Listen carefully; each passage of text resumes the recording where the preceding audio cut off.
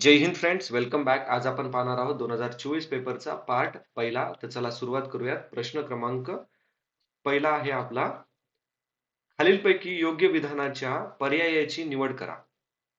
भारतात पहिली सुती कापडाची गिरणी मुंबई येथे सुरू झाली. भारतात पहिली तागाची गिरणी रिश्रा येथे सुरू झाली. भारतातील पहिली सुती कापड गिरणी कावसजी नानाभाई यांनी सुरू केली. तर लक्षात ठेवा, हे तिन्हीच्या तिन्ही विधान बरोबर आहेत. पहिली सुती कापडाची गिरणी 1854 मध्ये कावसजी नानाभाई यांनी मुंबई येथे सुरू केली आणि तागाची गिरणी रिश्रा येथे 1855 मध्ये सुरू झालेली आहे. एक गोष्ट लक्षात ठेवा, 1818 मध्ये कलकत्ता या ठिकाणी सुती कापडाची गिरणी उभा केलेली होती, पण ती 1 वर्षाच्या आतच बंद पडलेली आहे. नेक्स्ट प्रश्न पाहायचा आहे आता आपल्याला. कोल्हापूर येथील 27व्या पलटणीतील हिंदी शिपायांनी खालीलपैकी कोणाच्या नेतृत्वाखाली 31 जुलै 1857 चे बंड केलेले आहेत? रामजी शिरसाट, नानासाहेब पेशवे, रंगो बापूजी, भीमा नाईक. आता लक्षात ठेवा, नानासाहेब पेशवे यांनी कुठून बंड केलेले होते, पुकारलेले होते? त्यांनी कानपूर मधून बंड पुकारलेले होते आणि आपल्याला विचारले कोल्हापूर. ठीक आहे. नानासाहेब पेशवे कितीतरी वेळेस आपल्याला प्रश्न विचारलेला आहे. तर ब जर हटवलं तर ब गेलं, आन्सर आलं ऑप्शन नंबर 4. रामजी शिरसाट यांनी काय केलेलं आहे, कोल्हापूर मधून बंड पुकारलेला आहे. ओके. आता लक्षात ठेवा, नानासाहेब पेशवे यांनी कानपूर मधून उठाव केला. त्यांना विरोध कोणी केला? कॅम्पबेल याने केला. रंगो बापूजी सातारा मधून उठाव केलेला आहे आणि रंगो बापूजी यांच्यासोबत कोण होते? आताजी शिर्के होते.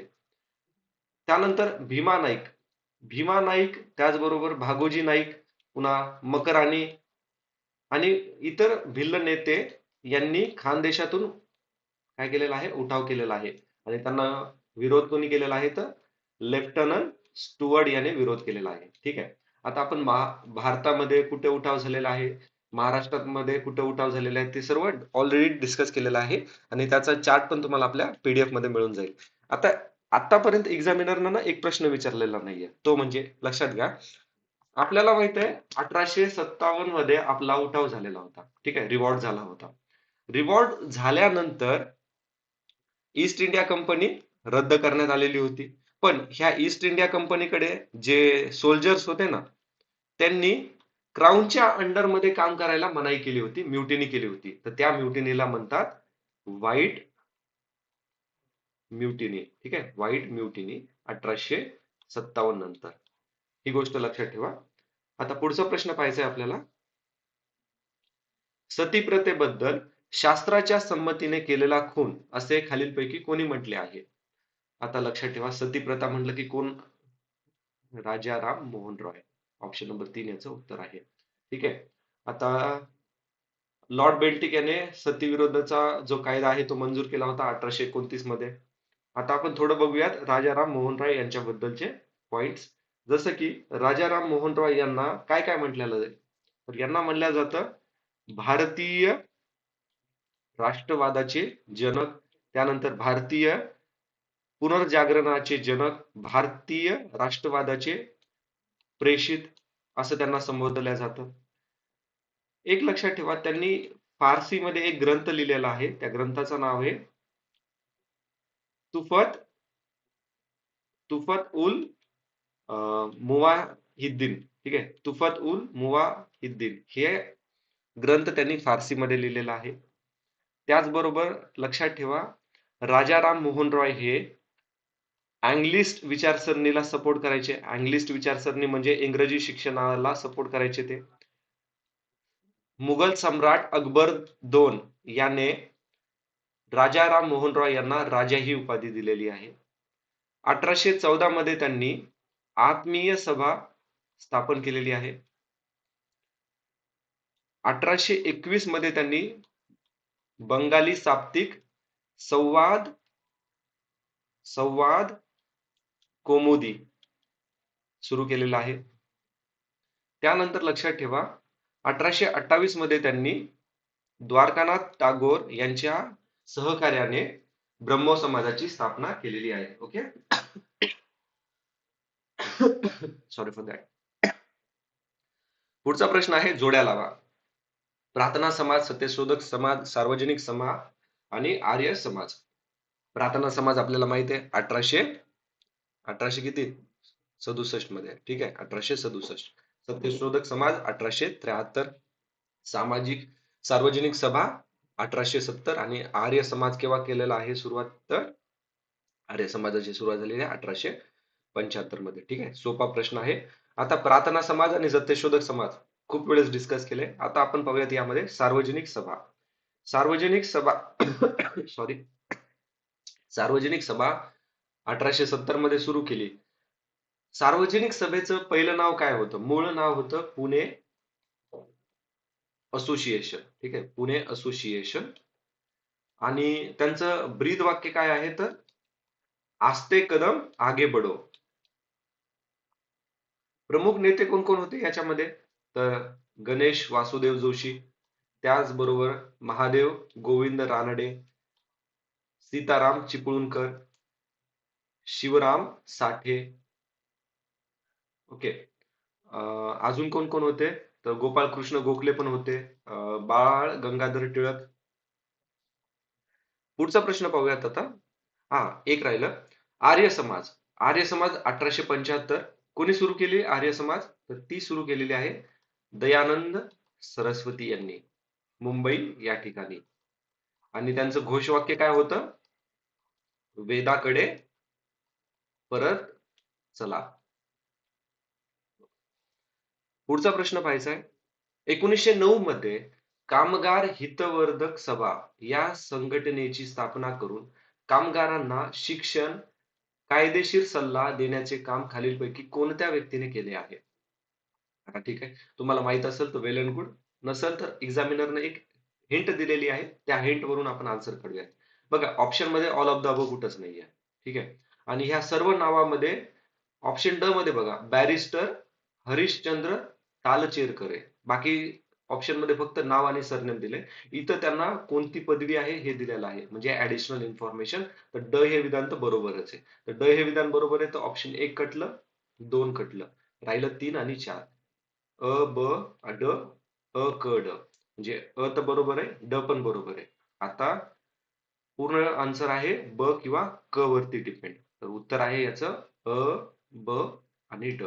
सीताराम बोले हे होते. आता कामगार हितवर्धक सभा मुंबईमध्ये स्थापन करण्यात आली 1909 मध्ये.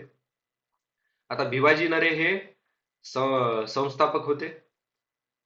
आता ही जी कामगार हितकारिणी सभा सुरू केली होती, त्याचे नेमकं उद्दिष्ट काय काय होते, तर त्यांचं उद्दिष्ट होतं की कामगार कल्याण व शिक्षण, नंतर कामगार हक्काच्या मागणी, जसं की कामाचे तास म्हणजे दिवसभरातून 12 तासापेक्षा कमी, आणि औद्योगिक नुकसान भरपाईसाठी आग्रह त्यांनी हे केलेला होता. पुन्हा नॉन ब्राह्मिक चळवळीला सपोर्ट करणं, आणि मालक व कामगार यांच्यामध्ये जे वाद व्हायचे ना, तर ते वाद एकदम कसं मैत्रीपूर्ण मार्गाने सोडवण्याचं आयोजन ह्या कामगार हितवर्धक सभाद्वारे केला जायचं. 1919 मध्ये मुंबई कामगाराची पहिली परिषद कामगार हितवर्धक सभा यांनी बोलावलेली आहे, लक्षात ठेवा. पुढचा प्रश्न आहे होम रूल म्हणजे काय. आता सोपा प्रश्न आहे हा, एकदम कॉमन लॉजिक ना आपण याचा आन्सर काढूया. होम रूल म्हणजे काय? आपल्या देशात कारभार प्राप्त करून घेणे, स्वराज्य प्राप्त करून घेणे, इंग्रजांच्या जोरखा इंग्रजांच्या जोखंडातून मुक्त होणे आणि स्वशासनाला प्रतिकार करणे. तर मला सांगा, रेझिस्टिंग द सेल्फ गव्हर्नमेंट चुकीचं आहे, बाकी तिन्ही बरोबर आहे. होम रूल बघा ना, नावातच काय म्हणलंय, होम रूल. आणि कितीतरी वेळेस होम रूल प्रश्न आलेला आहे आपल्याला, ठीक आहे. उत्तर आहे ऑप्शन नंबर अ ब क. आतापर्यंत बघा होम रूल लीग कोणी चालू केली, अशा रिलेटेड प्रश्न होते, ठीक आहे. पण ह्यावेळेस त्यांनी होम रूल लीग काय आहे असं विचारलेलं आहे, आणि एकदम कॉमन लॉजिक ना आपण काढलेलं आहे याचं. असं नाही की तुम्ही हा प्रश्न वाचलेला असेल कुठे. कॉमन लॉजिक आहे, कारण की ऑप्शन ड काय आहे, स्वशासनाचा प्रतिकार करणे, ठीक आहे. रेझिस्टिंग सेल्फ गव्हर्नमेंट, अरे सेल्फ गव्हर्नमेंट इस्टॅब्लिश करायचंय आपल्याला, हे तर होम रूलचं महत्वाचं उद्दिष्ट होतं. आणि ऑप्शन बी मध्ये पण तेच सांगितलंय. आता अनालिसिस करायचं याला, जसं की होम रूल लीग. एक लक्षात ठेवा, home rule league Indian Indian home rule society. Indian home rule society London मध्ये उभा करण्यात आलेली होती 1905. कोणी केलेली आहे? श्यामजी कृष्ण वर्मा. कोणती? Indian home rule society. काय नाव आहे? Indian home rule society, 1905, London मध्ये श्यामजी कृष्ण वर्मा. ठीक आहे. आता 1916 मध्ये जी होम रूल लीग चालू झाली ना, त्याच्याबद्दल बघूया. दोन महत्वाचे लीडर कोण? लोकमान्य टिळक आणि Annie Besant. Home rule league हा कन्सेप्ट कुठून घेतलेला आहे? तर तो आयर्लंड मधून आपण बॉरो केलेला आहे, कारण की आयर्लंड मध्ये होम रूल नावाची मुवमेंट चालू होती. तिथूनच आपण इन्स्पायर झालेलो आहोत. 1916 मध्ये एप्रिल महिन्यामध्ये बाल गंगाधर टिळक यांनी महाराष्ट्रामध्ये मुंबई वगळलं तर आणि कर्नाटक आणि मध्य प्रांत इथे होम रूल लीग चालू केली. त्याचबरोबर आता त्यांना मदत कोणी कोणी केलेली आहे होम रूल लीग मध्ये? ओके, अॅनी बेसेंट तर होत्याच, त्याचबरोबर अजून कोण होतं? तर केळकर होते. सॉरी, केळकर होते. शंकरलाल बँकर होते. त्याच्यानंतर जमनादास द्वारकादास एक होते. ओके. आता सॉरी, अॅनी बेसेंटच्या बघूयात आपण. अॅनी बेसेंट सप्टेंबर 1916 मध्ये होम रूल लीग उर्वरित प्रांतामध्ये चालू केली. ठीक आहे. बाल गंगाधर टिळक यांनी कुठे चालू केलेली होती? त्यांनी चालू केलेली आहे महाराष्ट्र प्रांतामध्ये, मुंबई वगळलं तर, नंतर मध्य प्रांत आणि कर्नाटक, आणि बाकी सर्व एरियामध्ये अॅनी बेसेंटनं पुढाकार घेतलेला आहे. ठीक आहे. त्याच्यानंतर लक्षात ठेवा, अॅनी बेसेंटने दोन न्यूजपेपर पण चालू केलेले आहेत होम रूल लीगला प्रमोट करण्यासाठी. त्याचं नाव आहे कॉमनवेल. खूप वेळेस आपल्याला हे न्यूजपेपर विचारलेले आहेत, कॉमनवेल आणि न्यू इंडिया. ठीक आहे, न्यू इंडिया. 1917 मध्ये त्या काँग्रेसच्या पहिल्या महिला अध्यक्ष पण बनलेल्या आहेत. ठीक आहे. आता पुढचा प्रश्न पाहूयात आपण. 26 जुलै 1876 रोजी सुरेंद्रनाथ बॅनर्जी यांनी स्थापन केलेल्या इंडियन असोसिएशनचे पहिले सचिव कोण होते? तर याचं उत्तर आहे आनंद मोहन बोस. Option number 3, Anand Mohan Bose. आता ह्या प्रश्नामध्ये आपण सुरेंद्रनाथ बॅनर्जी यांच्याबद्दल महत्वाचे पॉइंट डिस्कस करूयात. जसं की एक लक्षात ठेवा, 1869 मध्ये यांनी ICS एक्झाम क्लिअर केलेली आहे. ठीक आहे, म्हणजे हे कलेक्टर झालेले होते. सॉरी, कलेक्टर झालेले होते. पण 1874 मध्ये किरकोळ कारणामुळे ब्रिटिशरांनी त्यांना काय केलेलं होतं? पदावरून काढलेलं आहे. ठीक आहे. आता 1875 पासून त्यांनी ब्रिटिशरांच्या अन्यायाविरुद्ध जन लोकांमध्ये जागृतीसाठी खूप सारे कार्य चालू केलेले आहेत. जसं की 1876 मध्ये त्यांनी सुरू केलं इंडियन असोसिएशनची स्थापना. 1876 मध्ये इंडियन असोसिएशनची स्थापना. 1878 मध्ये इंग्रजी वृत्तपत्र द बेंगॉली, आपल्याला न्यूजपेपर विचारलेला आहे हा. 1878 मध्ये इंग्रजी न्यूजपेपर द बेंगॉली. 1878 हे वर्ष तुम्हाला आठवते का? लायटन होता व्हॉइसरॉय, आणि ह्या लायटननं काय इंट्रोड्यूस केलं होतं? Vernacular press act. त्याच्यामुळे इंग्रजीमध्ये यांनी न्यूजपेपर चालू केलेला आहे.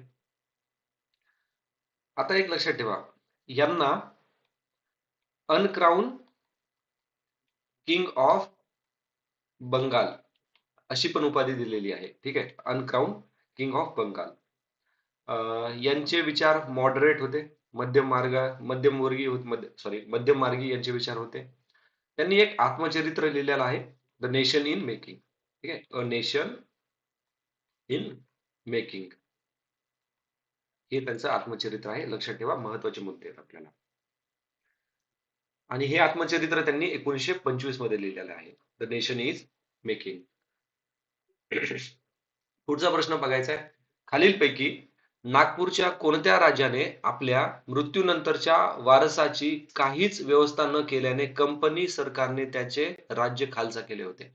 तुम्हाला माहित असेल तर वेल अँड गुड, नसेल तर एक्झामिनरने एक हिंट दिलेली आहे बघा, 2 वेळेस रघुजी रघुजी दिलेले आहे. ठीक आहे, तर उत्तर आहे ऑप्शन नंबर 2, राजा रघुजी तिसरा. ठीक आहे.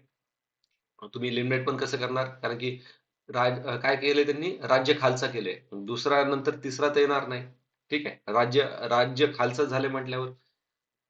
आता एक लक्षात ठेवा, हे जे खालसा केलेलं आहे केव्हा केलंय, 1800 केव्हा 1854 मध्ये. आणि त्यावेळेस व्हॉइसरॉय कोण होता, व्हॉइस सॉरी 1854 मध्ये नाही, 1853 मध्ये रघुजी तिसरा यांचे निधन झाल्यानंतर यांनी काय केलं, राज्य खालसा केलं, डॉक्ट्रिन ऑफ लॅप्स. आणि ह्यावेळेस कोण होता गव्हर्नर जनरल, डलहौसी होता. ठीक आहे, डलहौसी बद्दल खूप वेळेस आपण डिस्कस केलेलं आहे. पुढचा प्रश्न आहे, झाशीची राणी म्हणजे सर्व बंडखोरामधील एकमेव पुरुष होती असं कोण म्हटलेलं आहे, तर ते म्हटलेलं आहे ह्यू रोज याने. कारण की ह्यू रोज यानेच त्यांना त्यांच्या विरुद्ध लढा दिलेला आहे. ओके, सोपा प्रश्न होता. नेक्स्ट प्रश्न पाहायचा आहे आपल्याला आता. 27 जुलै 1889 रोजी लंडन येथे राष्ट्रीय काँग्रेसच्या ब्रिटिश इंडिया कमिटीच्या स्थापनेमध्ये खालीलपैकी कोणत्या व्यक्ती संबंधित होत्या. सोपा प्रश्न आहे, इलिमिनेट करून आपल्याला आन्सर काढायचे. त्यांनी काय म्हटलंय, ब्रिटिश इंडिया कमिटी, राष्ट्रीय काँग्रेस. आता राष्ट्रीय काँग्रेसमध्ये कोण कोण होतं, दादाभाई नौरोजी होते, रमेशचंद्र बॅनर्जी पण होते. ठीक आहे, पहिले INC चे अध्यक्ष, दुसरे INC चे अध्यक्ष. सर ॲलन ह्यूम आपल्याला माहित आहे, AO Hume, safety wall theory, पहिल्या फादर ऑफ राष्ट्रीय काँग्रेस, पहिल्या याचे सेक्रेटरी पण होते. तर ब आणि क तर बरोबर आहे. ब आणि क, मग हे कटलं, ब आणि क इथं आहे, ब आणि क इथं आहे, ब आणि क इथे. ठीक आहे, आता पाहूयात अ बरोबर आहे का ड बरोबर आहे. ठीक आहे, आता तुम्हाला आठवते का वेडरबर्न, पाचवा याचे अध्यक्ष. तर उत्तर आलं ऑप्शन नंबर 4, सॉरी ब क ड. Okay, 4 is the answer, Wedderburn. Next प्रश्न आहे, महाराष्ट्रातील घाट व त्यातील रस्ते यांच्या योग्य जोड्या लावा. तर घाट आणि रस्ता विचारले, तर फोडा घाट आहे. फोडा घाट कुठे आहे मित्रांनो, तर फोडा घाट आहे कोल्हापूर पणजी. ठीक आहे, माळशेज ठाणे व अहमदनगर, हनुमंते कोल्हापूर व कुराड, आणि थळ आहे मुंबई नाशिक. ओके, आता पुढचा प्रश्न पाहूयात. शंभू महादेवाचे डोंगर रांगा रिकामजागा नद्यांच्या दरम्यान आहे. तर हे आहे भीमा कृष्णा नद्यांच्या दरम्यान. ठीक आहे, भीमा कृष्णा नद्यांच्या दरम्यान. आता आपण ना थोडेसे महत्वाचे पॉइंट डिस्कस करूयात, जसं की नॉर्थ ते साऊथ, उत्तर ते दक्षिण, महाराष्ट्रातील प्रमुख पर्वतरांगा आणि टेकड्यांचा क्रम. तर पहिल्यांदा येते एकदम नॉर्थ साइडला सातपुडा पर्वतरांग, नंतर आहे सातमाळा टेकड्या, त्यानंतर अजंठा पर्वतरांगा, 4 नंबरला त्याच्या खाली येतात हरिश्चंद्र पर्वतरांगा. हरिश्चंद्र पर्वतरांगामध्येच आपल्याला कळसुबाई शिखर पण पाहायला मिळतं. त्यानंतर आहेत बालाघाट पर्वतरांगा. बालाघाट पर्वतरांगामध्ये आपल्याला गोदावरी व भीमा खोरे पाहायला मिळतं. आणि एकदम खाली येतात शंभू महादेव पर्वतरांगा, भीमा कृष्णा खोरे विभाजन. ठीक आहे, पुढचा प्रश्न आहे, खालील विधानांचे निरीक्षण करून योग्य पर्याय निवड. अग्निजन्य खडकात लोह, सोने, तांबे आढळतात, बरोबर. स्तरित खडकामध्ये चुनखड आणि जिप्सम सारखी खनिजे आढळतात, हे पण बरोबर आहे. रूपांतरित खडकात अभ्रक, गार्डेन सारखी खनिजे आढळत नाहीत, हे विधान चूक आहे, कारण की हे खनिजे आढळतात. ठीक आहे, नाही म्हणून आन्सर चूक झालेला आहे. उत्तर आहे ऑप्शन नंबर 3, अ आणि ब. पुढचा प्रश्न, खालीलपैकी कोणते विधान बरोबर आहेत. बरोबर विधान विचारलेलं आहे आपल्याला. तर महाराष्ट्रात भीमा नदीचे स्वतंत्र खोरे आहे, बरोबर आहे. पैनगंगा नदी अजिंठा रांगेत उगम पावते, हे पण विधान बरोबर आहे. मांजरा नदी ही कृष्णेची उपनदी नाहीये, कारण की मांजरा नदी ही गोदावरी नदीची उपनदी आहे. सिंदफणा नदी ही गोदावरीची उत्तरेकडील उपनदी आहे. बघा, सिंदफणा ही गोदावरीची उपनदी आहे, पण ही राईट बँक ट्रिब्युटरी आहे. लक्षात ठेवा, राईट बँक ट्रिब्युटरी आहे आणि बीडमध्ये गोदावरीला येऊन मिळते. तर ड हे विधान चुकीचं आहे. उत्तर आहे ऑप्शन नंबर 1, अ आणि ब. ठीक आहे, पुढचा प्रश्न पाहायचा आहे. महाराष्ट्रातील 1960 आणि 2020 मधील एकूण प्रशासकीय विभाग अनुक्रमे रिकामी जागा व रिकामी जागा आहेत. तर 4 व 6. आता 1960 मध्ये कोणते प्रशासकीय विभाग होते? तर बॉम्बे विभाग, त्यानंतर पुणे विभाग, औरंगाबाद विभाग, नागपूर विभाग. आणि 2020 मध्ये कोणते 6 आहेत? कोकण विभाग, ज्याचं मुख्यालय आहे मुंबई, पुणे विभाग, नाशिक विभाग, अ, औरंगाबाद विभाग, ज्याचं मुख्यालय आहे छत्रपती संभाजीनगर, अमरावती विभाग, नागपूर विभाग. आणि किती जिल्हे आहेत? 36 जिल्हे समावेश आहेत. ठीक आहे, लक्षात ठेवा. पुढचा प्रश्न आपल्याला विचारलेला आहे मृदावरती. आता काळी कापसाची मृदा कितीतरी वेळेस आपण डिस्कस केले. रेगूर माती, ठीक आहे, basaltic rock, Deccan plateau, Maharashtra पठारी प्रदेश. ठीक आहे, आता 3. तर 3 आणि 4 कटलं, 1 आणि 2 मध्येच आन्सर आहे. जांभी मृदा कुठे? ऑलरेडी डिस्कस केलेलं आहे आपण. कुठे आहे ती? कोकण प्रदेश. उत्तर आलं ऑप्शन नंबर 2. तांबडी मृदा पूर्व विदर्भ आणि भरड उथळ मृदा सह्याद्रीचा पूर्व भाग. नेक्स्ट प्रश्न पाहायचा आहे. कोणत्या दोन नद्या कोणत्या दोन नद्या दरम्यानच्या प्रदेशाला पंजाब हिमालय म्हणतात? तर पंजाब हिमालय म्हणतात सिंधू आणि सतलज या दोन नद्यांच्या प्रदेशाला. ठीक आहे, सिंधू आणि सतलज दरम्यानच्या प्रदेशाला म्हणलं जातं Punjab Himalaya.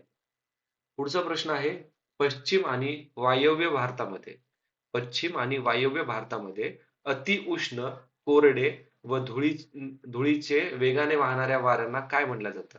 Very hot, dry, dusty winds which blow very strongly in the western and northwestern part of India is called as लू वारे. ऑप्शन 2 is करेक्ट उत्तर आहे.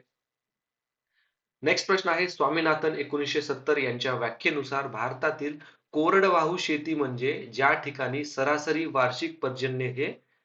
तर लक्षात ठेवा, यांच्या अकॉर्डिंग टू त्यांच्या व्याख्येनुसार 100 सेंटीमीटर पेक्षा कमी पण 40 सेंटीमीटर पेक्षा जास्त. आन्सर आहे ऑप्शन नंबर 4, फक्त ड.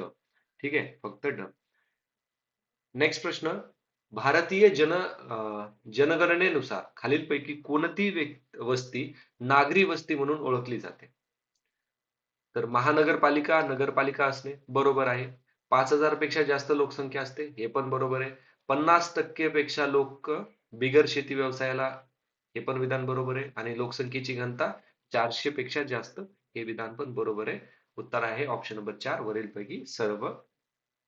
ठीक आहे, पुढचा प्रश्न बघा आता विचारलेला आहे आपल्याला त्यांनी, खालीलपैकी कोणते विधान औद्योगिक कामगारांसाठीच्या ग्राहक किंमत निर्देशकाबद्दल खरे आहे?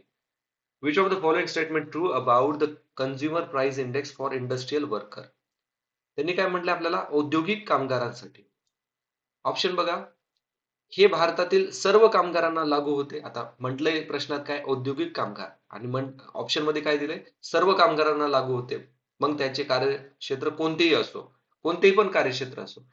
तर हे विधान चुकीचं आहे. कॉमन लॉजिक लावा मित्रांनो. प्रश्नातच विचारले औद्योगिक कामगार आणि म्हणलंय सर्व कामगार आणि कोणतं पण कार्यक्षेत्र स्पष्ट सांगितलं, कोणतं पण कार्यक्षेत्र, तर हे विधान चुकीचं आहे. दुसरं बघा, केवळ किमान वेतन निश्चित करण्यासाठीच हे वापरले आहे. अरे बाबा, कोणतं पण हे जी पण संस्था कम्युनिटी बनते ती खूप सारा विचार करते ना, फक्त एका पर्टिक्युलर पॉइंट साठी विचार करत नाही. कारण की बघा, लक्षात ठेवा, कोणती पण गव्हर्नमेंट वेलफेअर स्कीम असो किंवा कोणती पण समिती असो, ही फक्त एका मुद्द्याचाच अभ्यास करण्यासाठी नसते. तर त्याच्यामध्ये खूप सारे पॅरामीटर्स, खूप साऱ्या गोष्टींना विचारात घेऊन ते काय करतात? निर्णय घेतात. ठीक आहे, मग हे केवळ कसं असणार आहे का? नाहीये. ट्रॅप वर्ड आहे हा. तर ब पण चूक आहे. आपल्याला विचारलंय खरे काय आहे? तर अ कटलं आणि ब पण कटलं. आता क आणि ड याच्यावरती आन्सर आहे आपलं. हे वस्तू आणि सेवांच्या एका निश्चित बास्केटवर आधारित आहे, जे कधीच बदलत नाही. कधीच बदलत नाही मित्रांनो. काळ बदलल्यानंतर रूल्स पण बदलावं लागतात. हे विधान पण चूक आहे. क चूक आहे. उत्तर आलं ऑप्शन नंबर 4. आता ऑप्शन नंबर 4 का बरोबर आहे बघा. औद्योगिक कामगारांना, प्रश्नात काय लिहिले? औद्योगिक कामगार वाजवी वेतन मिळून त्यांचे जीवनमान चांगले राखण्यास मदत करणे. बघा, पॉझिटिव्ह डेव्हलपमेंट आहे आणि वेलफेअरची डेव्हलपमेंट आहे औद्योगिक कामगारांची. आणि औद्योगिक कामगारच म्हटलेलं आहे त्यांनी, सर्व कामगार पण नाही म्हटलेलं आहे. ऍज क्वेश्चन मध्ये मेन्शन पण केलेलं आहे औद्योगिक कामगारच. उत्तर आलं ऑप्शन नंबर 3. पुढचा प्रश्न, आता बघा आपल्याला ह्यावेळेस प्रश्न विचारलेला आहे, खालीलपैकी कोणते मध्यवर्ती बँकेच्या गुणात्मक पत नियंत्रणाचे साधन नाहीये? ठीक आहे. Qualitative credit control of central bank 2022 मध्ये आपल्याला विचारलं होतं. आता काय क्वालिटेटिव्ह विचारलं होतं, त्यावेळेस क्वांटिटेटिव्ह विचारलेलं आहे. आणि याचं उत्तर आहे, आपल्याला नाही विचारले तर उत्तर आहे खुल्या बाजाराची व्यवहार, open market operation. Open market operation हे क्वांटिटेटिव्ह क्रेडिट आहे. आता आपल्याला याच्यामध्ये थोडस डिफरन्स वाईज अनालिसिस करायचंय. जसं की लक्षात ठेवा, एक असते फिस्कल पॉलिसी. ठीक आहे. हम्म. इथे जागा इथे लिहितो मी. एक असते फिस्कल पॉलिसी.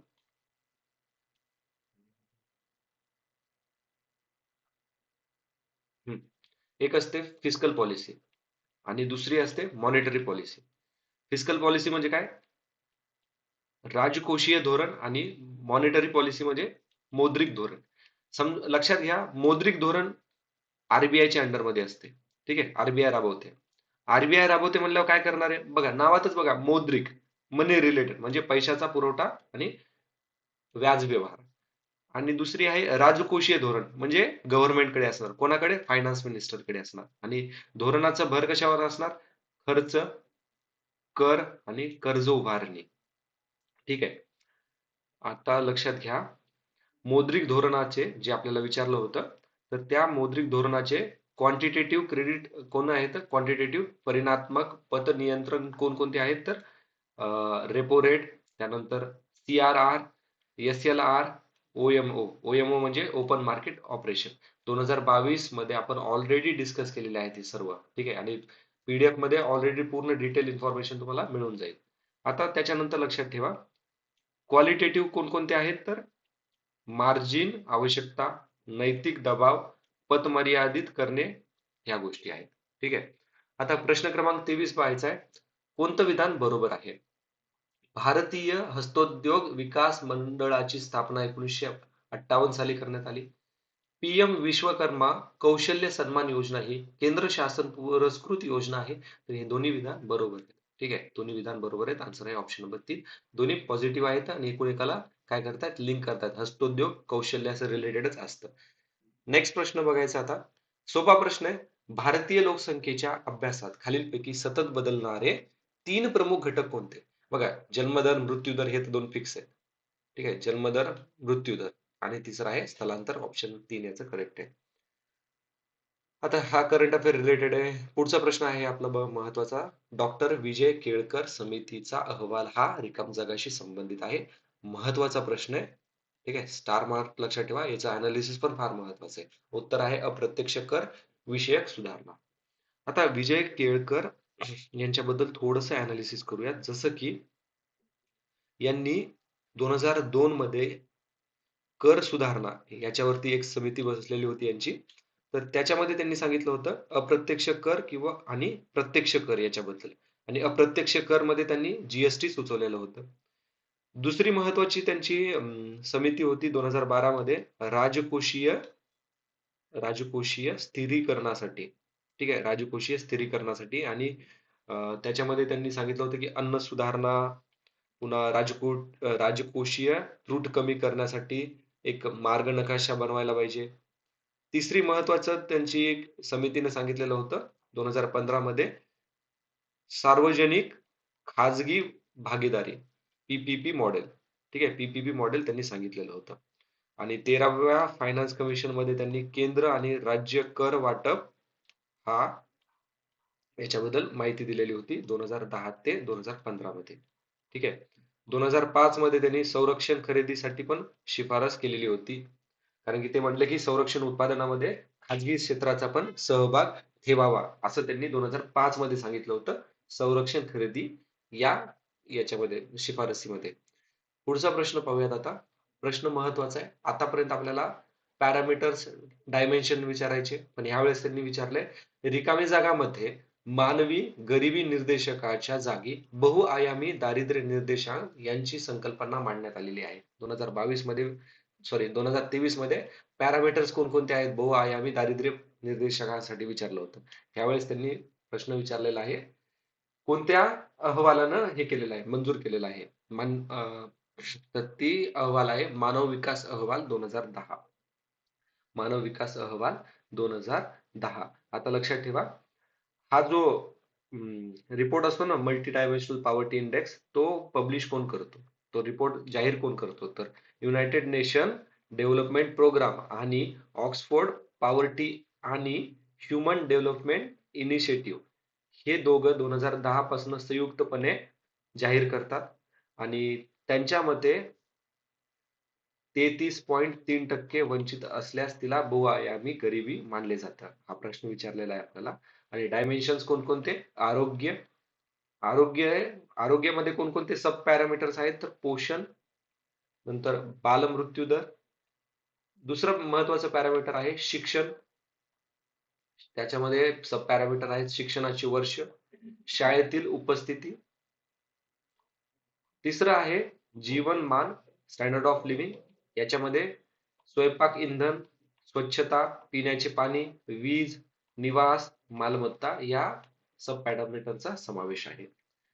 पुढचा प्रश्न बघायचा आपल्याला, पुढील खालील विधानांचा विचार करा.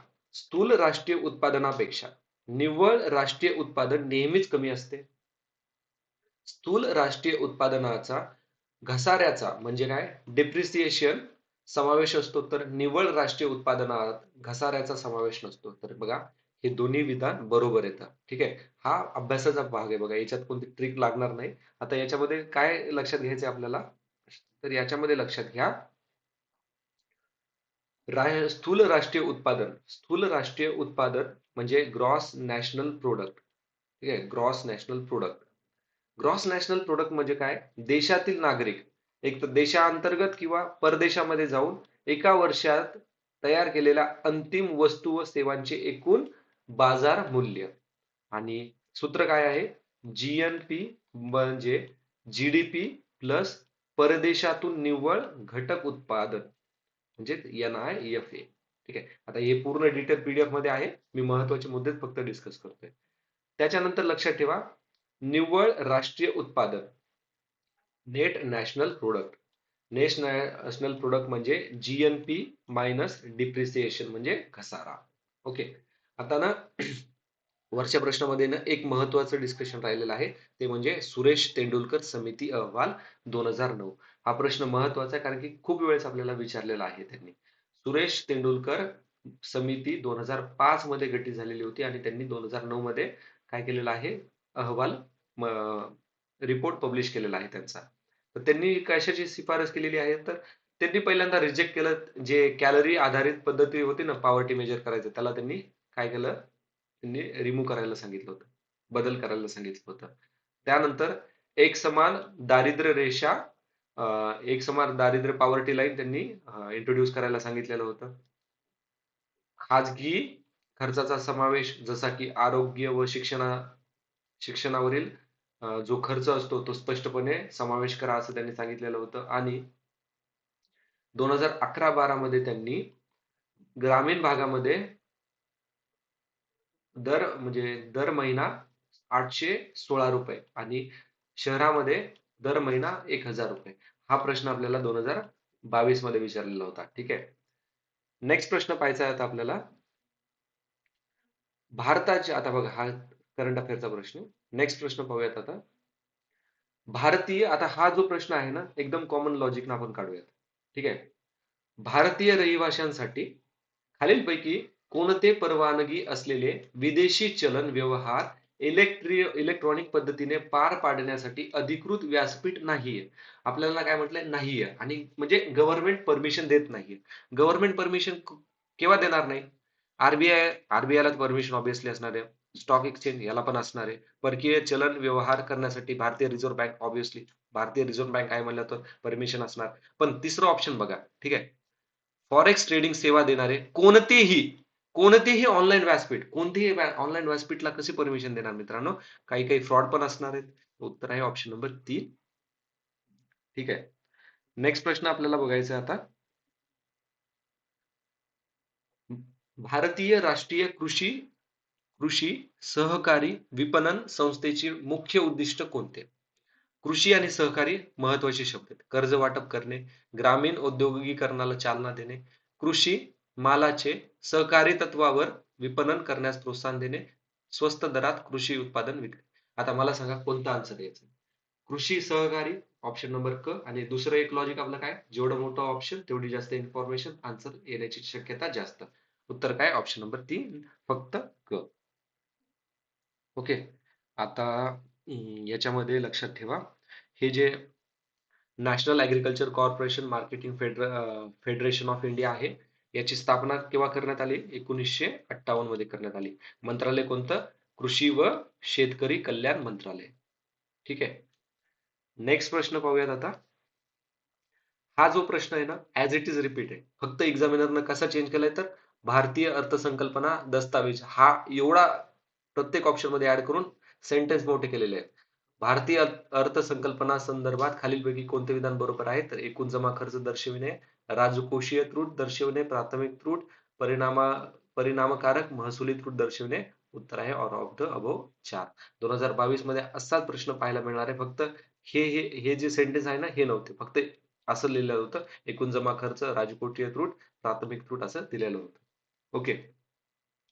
नेक्स्ट प्रश्न आहे जोड्या जुळवा, आणि 2000 2022 मध्ये नीळ क्रांती विचारलं, 2023 मध्ये श्वेत क्रांती विचारलं, आणि 2024 मध्ये काय काय विचारले, हरित क्रांती, सोनेरी क्रांती, निळी क्रांती, पिवळी क्रांती.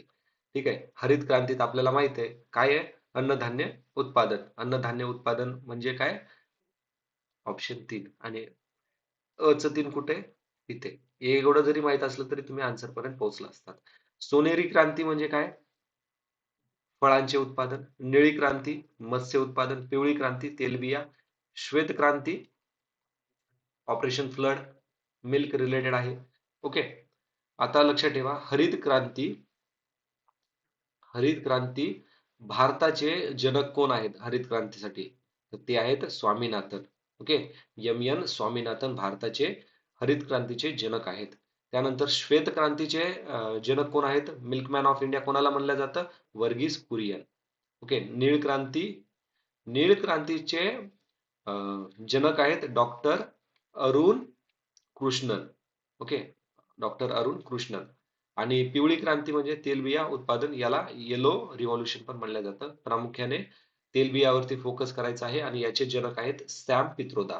ठीक आहे, सॅम पित्रोदा. आता बाकी जे महत्वाचे रिव्होल्यूशन आहेत, जसं की सुवर्ण क्रांती कशासाठी, फळांसाठी, गुलाबी क्रांती, पिंक रिव्होल्यूशन ही कांदे, पुन्हा औषधी वगैरेसाठी आहेत. हे सर्व आपल्या पीडीएफ मध्ये तुम्हाला मिळून जातील. ओके. नेक्स्ट प्रश्न पाहायचा आहे आता आपल्याला.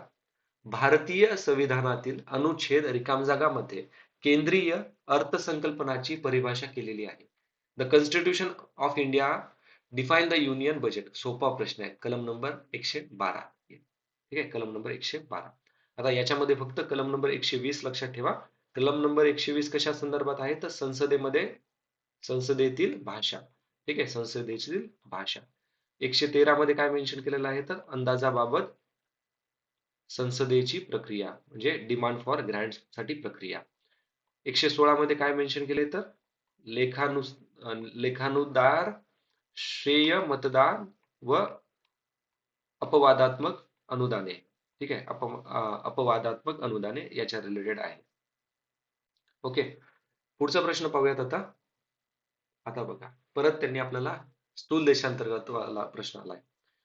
तर स्थूल देशांतर्गत उत्पादनामध्ये नागरिकांनी देशाबाहेर कमविलेले उत्पन्न समावेश नाही. आता स्थूल देशांतर्गत म्हटलंय, आणि इथं काय म्हणले, नागरिकांनी देशाबाहेर कमवलेले उत्पन्नाचा समावेश नसतो. तर बरोबर आहे. देशांतर्गत म्हटलंय तर देशाबाहेर कसं येणार, नाही येणार. म्हणून हे स्टेटमेंट बरोबर आहे. स्थूल देशांतर्गत उत्पादनामध्ये नागरिकांनी देशाबाहेर कमवलेले उत्पन्न समावेश असते तर नाही, कारण की ते फक्त देशांतर्गतच उत्पादनाला कॅल्क्युलेट करतात. उत्तर आहे ऑप्शन नंबर 1 फक्त अ. आणि हे देशाबाहेर कमवलेल्या उत्पादनाचा समावेश कशात होतो, gross national product. Gross national product आताच आपण वर डिस्कस केले. पुढचा प्रश्न. आता हा जो प्रश्न आहे करंट अफेअर रिलेटेड आहे. Current affair. आता हे करंट अफेअरचे प्रश्न चालू झालेले तर ठीक आहे. आता प्रश्न क्रमांक 51 हा आता आपण 51 पासूनचे बाकीचे प्रश्न आपण नेक्स्ट पार्ट मध्ये डिस्कस करूयात. आतापर्यंत जर तुम्हाला काही डाऊट असेल, काही सजेशन द्यायचं असेल तर प्लीज मला कमेंट बॉक्समध्ये मेन्शन करा. Thanks for watching. See you in next video. जय हिंद.